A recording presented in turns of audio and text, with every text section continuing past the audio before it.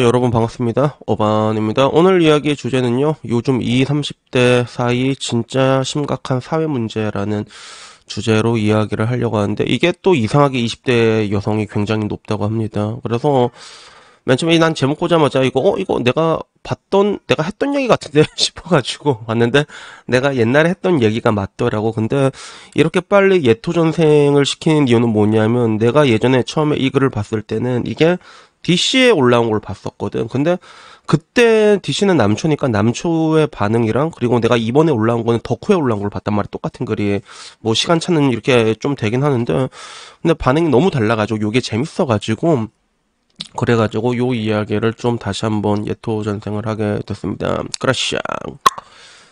요거 요즘 20, 30대 사이 진짜 심각한 사회 문제라는 제목으로 덕후에 어제 올라온 글이고요.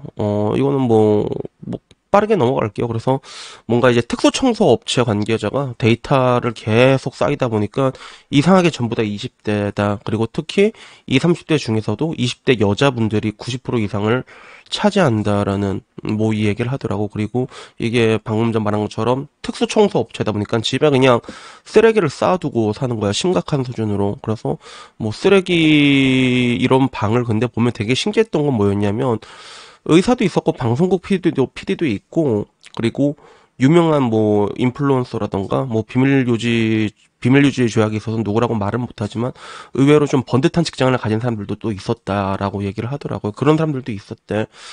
그래서 뭔가 사회관계나 전혀 문제가 없었는데도 불구하고 왜 이렇게 사는가, 자기도 이제 좀 이제 궁금한 거야. 그래서 뭐 결론은 조금 이제 사회 문제인 것을 이걸 좀 인식을 하자, 이렇게 얘기를 하더라고. 그래서 저장장의 집, 보통 할아버지들은 이런 거 있잖아. 할아버지 할머니들은 막 집에 못 버려가지고 막 이렇게 쌓아두고 사는 사람들 있잖아. 그래서 저장장이랑은 완전 다르대. 그냥 쓰레기 더미에서 산다는 거야. 그리고 또 항상 이런 집 보면 항상 나오는 게 뭐냐면, 그 여자들은 딜도가 항상 나온다고 하더라고. 그래서 뭐 딜도 뭐 있을 수 있지. 나도 뭐 비슷한 거 나도 있잖아. 빵댕이 있잖아. 그래가지고 이렇게 얘기하는데, 근데 문제는 이제 심각해지는 게, 실제로 쓰레기가 이렇게 집에 쌓아두고 사는 사람 중에서 청소업체를 불러서 이걸 이용하는 사람이 몇이나 되겠냐는 거지. 10%도 안 된다는 거야. 그리고 이게 나중에는 고독사로 이 태그트리가 올라가게 된대. 그래서 자기가 간 고독사 현장의 90%가 쓰레기집이었다고, 뭐 그렇다고 하더라고. 그래서 왜 이런 일들이 오는가에 대해서는 직장 스트레스, 직장 우울증, 공황 이런 것들이 번아웃에 빠지면서 퇴근 이후에는 뭐 이제 힘이 없는 거야. 그래서 물건을 버릴 때도 이걸 버릴지 말지에는 의사소통하는 그 과정, 의사결정을 하는 과정에서 에너지가 소비가 된다고 하더라고. 그래서 이런 것들이 이제 도파민과 세로토닌을 또 소비하게 되면서 결국엔 이제 그 생각 자체를 노동으로 생각하게 되니까 그냥 사람들이 그냥 힘들어가지고 이걸 못 치운다, 뭐 이렇게 얘기를 하고, 최근 10년간 20대 우울증 같은 경우는 10년 사이에 거의 뭐 4.7만에서 18.5만까지 거의 4배 수준으로 올랐다고 볼 수가 있지. 그래가지고 뭐 이런 우울증 같은 경우도 보면 여자가 남자보다 압도적으로 많고, 원래 이런 좀 이게 이런 정신적인 부분은 여성들이 좀 취약하다고 내가 많이 말하잖아. 그래서 이런 식으로 나타나는데, 문제는 이걸 내가 맨 처음에 얘기했을 때는 남초에서는 어떤 반응이었냐면, 야, 쟤네들 그냥 한가해서 그렇다고. 쟤네들 시집가면 애 낳으면 밥 정신없어가지고 저 걸릴 시간이 없다고. 약간 뭐 이런 류의 이야기들이 많았거든. 저거 이제 그놈의 이제 그 애들 안 낳고 막 이상한 거 막 이제 배달음식 시켜 먹고 그래갖고 배불러 터져서 저런 거라고. 저렇게 남자들은 이걸 이렇게 얘기했는데, 근데 여자들의 반응은 또 전혀 다르더라고. 그래서 여성들 덕후의 반응을 보면 이렇게 나왔어. 뭐 굉장히 다양한 의견들이 있었는데, 근데 조금 이제 공감이 간다라는, 여초는 좀 공감이 간다가 좀 얘기가 많았던 것 같아요. 그래서 자기도 저 정도는 아니었지만 자취할 때 너무 힘들었대, 청소할 때. 그래서 한 군데씩 청소를 해보라고 하는데, 근데 저도 한 번씩 그렇게 해요. 저도 한꺼번에 청소를 해야지라고 한다기보다는 아침에 일어나가지고 저는 이게 타이머 맞춰놓거든. 타이머 30분, 여기 있죠. 여기 있다.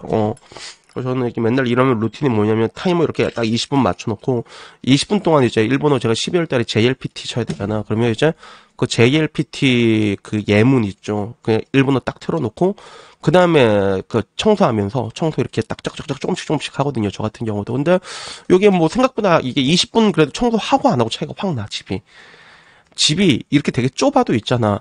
한 3일 동안 아무것도 안 하잖아. 그러면 완전 개판이 돼 있거든, 진짜.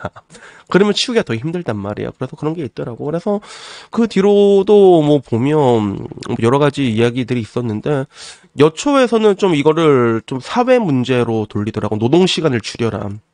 인간을 왜 이렇게 갈아 제끼냐. 20, 30대 번아웃이 진짜 많다. 너무 많다라고 이렇게 얘기하고, 그 와중에 쓰레기 탈출자의 이야기 이것도 눈에 들어오더라고. 그래서 이게 문제가 뭐냐면, 이거 심한데? 이 수준이 되면 혼자서 청소할 엄두가 안 난다는 거예요. 그래서 하루 종일 치워도 요령이 없고, 체력도 없고, 높은 확률로 요리할 공간이 없어서, 결국에는 그래서 배달로 때우고, 배달 음식은 또 쓰레기가 더 많아지고, 그 쓰레기는 더 쌓이게 되고, 결국에는 뭐 어떻게 할 수가 없는 게, 이게 반복이 된대. 그래서, 가전이나 이런 게 고장나도 소리를 못 부른다. 창피해가지고. 그래서 결국엔 이 여자는 어떻게 했냐면, 혼자 해결을 못 해가지고, 대출을 받아가지고 쓰레기집을 탈출했다는 거야. 이 탈출했다는 게 야반도주 했다는 것 같지, 그지? 그래가지고, 뭐, 결국에는 이렇게 야반도주 했다라는 그런 이야기가 있고, 근데 뭐 지금은 쓰레기집까지 안 가려고 노력은 하고 있다, 이런 이야기가 있었고, 여기에 대해서도 정신적인 문제다라고 얘기한 사람이 있는 반면에, 근데 그런 이야기보다는 왜 자꾸 노력하라고 얘기를 하냐, 이런 이야기들이 많았어. 야, 왜 자꾸 노력하려고 해? 그래서 그 뒤로도 보면 뭐, 이거 비혼 인구가 늘어나는데 더 나이 들면 여자들끼리 살 수 있는 안전한 주거지가 생겼으면 좋겠다. 증발하고 싶은 여자들이란 책이 생각난다. 여자들이 잘 지냈으면 좋겠다. 뭐 거의 이런 거였어. 그 와중에 재밌는 댓글은 또 자남들은 범죄를 저지르고 다닌다. 그리고 여자들은 저런 상황에서 자살, 약물 그리고 맴매로 빠진다. 뭐 이런 이야기가 있었고 뭐 자기 집에서 저런 건 모르겠는데 집주인은 무슨 죄냐라는 이런 상식적인 댓글들도 있었는데 전반적으로 나도 저랬다, 힘들다, 뭐 그리고 이런 것들이 뭐 결국엔 안 돼가지고 집으로 돌아왔다, 혹은 과학적으로 성별에 따라서 스트레스를 받아들이는 방법이 여자는 내부적으로 돌리고 자남들은 외부적으로 공격해서 그렇다, 뭐 이런 이야기들도 있고 뭐 결국에는 이런 거를 볼 때마다 우리나라 우울증 자살은 절대로 줄어들지 않을 거란 걸 실감이 한다. 왜 이거를 개인의 의지의 나약함으로 이런 걸로 퉁치려고 하냐. 사페 같은 댓글 달지 마라. 뭐 이런 식으로 좀 뭐라고 해야 되냐. 이걸 사회 문제로 좀 뭔가 좀 이렇게 내놔로 좀 해결하는 그런 모습들이 조금 많이 보이더라고. 근데 나는 이런 걸 볼 때마다 조금 재밌다고 해야 되나? 재밌다고 해야 되나? 좀 신기하다고 해야 되나? 뭐냐면 잠깐만요.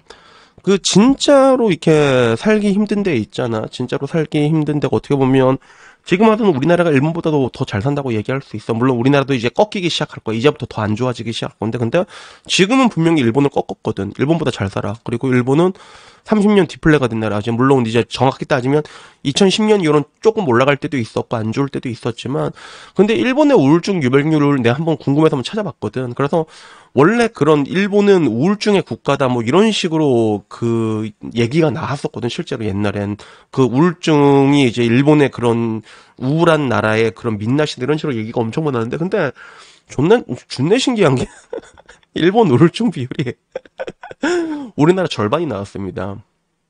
우리나라 36.8% 이거 제일 높게 나왔고 OECD 중에서 1등이야. 독보적이야 우리나라가.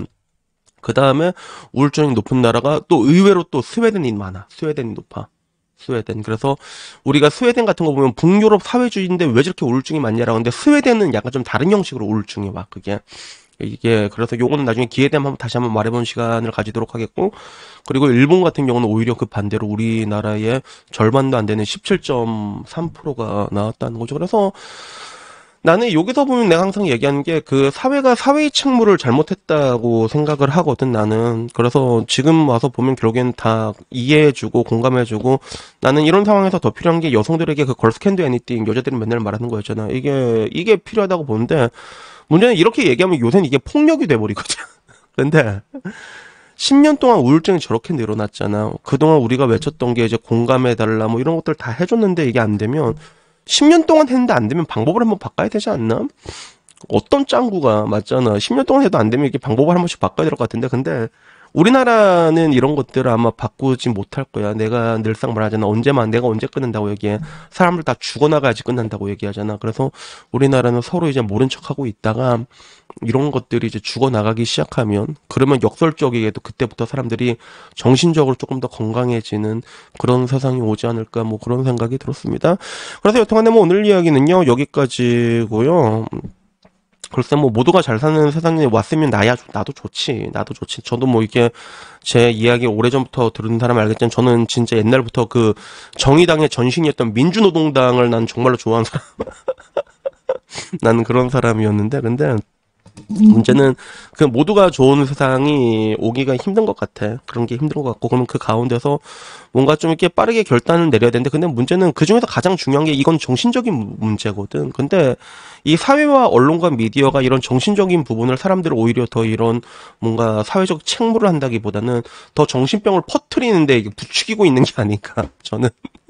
저는 뭐 여러분들은 어떻게 생각할지 모르는데 그런 생각이 종종 드는 거는, 근데 뭐 비단 저뿐만 아니라고 생각을 합니다. 그래서 여튼간에 뭐 오늘 이야기는요 여기까지고요. 다음에 뭐 조금 더 재밌는 얘기 있으면 그걸로 찾아뵙도록 하겠습니다. 이상입니다. 감사합니다. 크래셔.